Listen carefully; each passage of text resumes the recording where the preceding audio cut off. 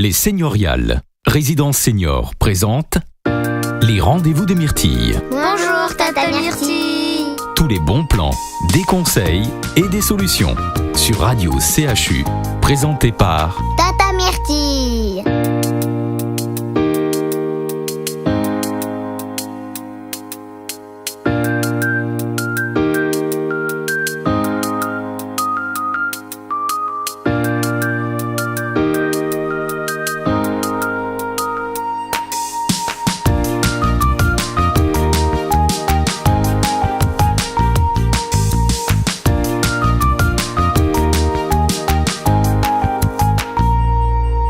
Bonjour, les rendez-vous de Myrtille vous proposent aujourd'hui d'aborder un sujet délicat. Quelle solution pour vider une maison après un décès ou un départ en maison de retraite ? Vider la maison d'un proche après son décès ou son départ en maison de retraite n'est jamais très simple. Il faut faire preuve d'un certain recul et surtout lâcher prise pour effectuer cette tâche obligatoire qui forcément remue beaucoup de souvenirs. De nombreuses solutions, des petites annonces aux ventes aux enchères en passant par exemple par des dons aux organismes caritatifs, il existe de nombreuses solutions pour vous aider à vider la maison d'un proche. Vider la maison d'un proche après son décès ou son départ en maison de retraite n'est jamais très simple. Il faut faire preuve d'un certain recul et surtout lâcher prise pour effectuer cette tâche obligatoire qui forcément remue beaucoup de souvenirs. Des petites annonces aux ventes aux enchères, en passant par exemple par des dons aux organismes caritatifs, il existe de nombreuses solutions pour vous aider à vider la maison d'un proche. Faisons un petit tour d'horizon des différentes possibilités. Les brocanteurs et antiquaires. Les brocanteurs et antiquaires sont des professionnels qui peuvent vous aider à vider la maison d'un proche, en particulier s'il possédait des objets de valeur. Avant de tout vendre, de jeter ou de donner, assurez-vous de la valeur des biens restants dans la maison. Si certains d'entre eux peuvent se vendre à bon prix, ce qui peut permettre de participer au paiement d'une partie de la maison de retraite par exemple, vous pouvez vous adresser à des brocanteurs ou des antiquaires. Ces derniers se déplacent dans la maison, estiment les meubles, les bijoux, la vaisselle dont vous voulez vous débarrasser. Généralement, les brocanteurs ne font pas payer leur visite sur place. Ils se rémunèrent sur les objets qu'ils vous achètent et qu'ils revendront ultérieurement. Autre possibilité, les ventes aux enchères. Toujours dans le cas où la personne possédait des biens et des objets de valeur, vous pouvez faire appel à un commissaire-priseur qui se chargera de les vendre aux enchères. Ce type de vente consiste à monnayer des biens aux personnes les plus offrantes.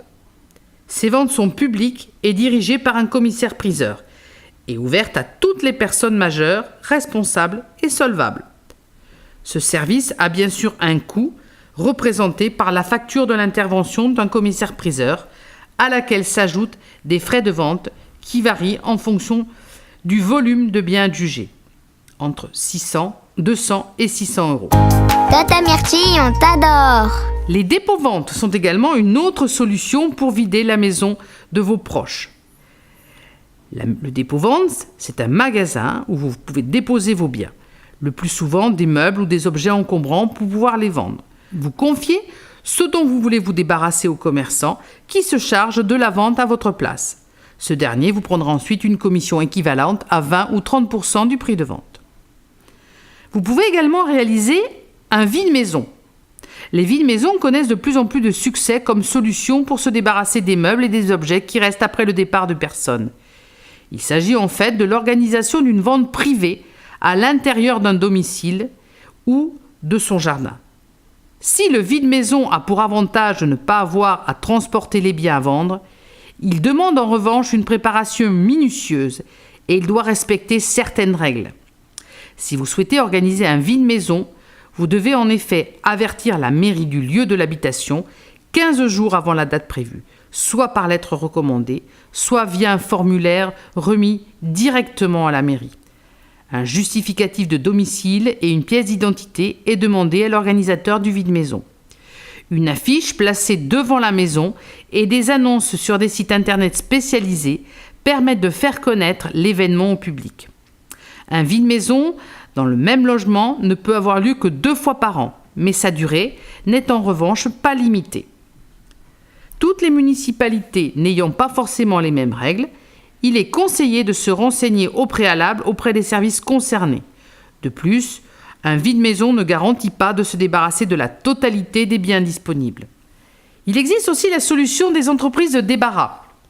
Pour vider une maison de ses affaires qui n'ont pas une valeur particulière, avoir recours à une entreprise de débarras est une bonne solution.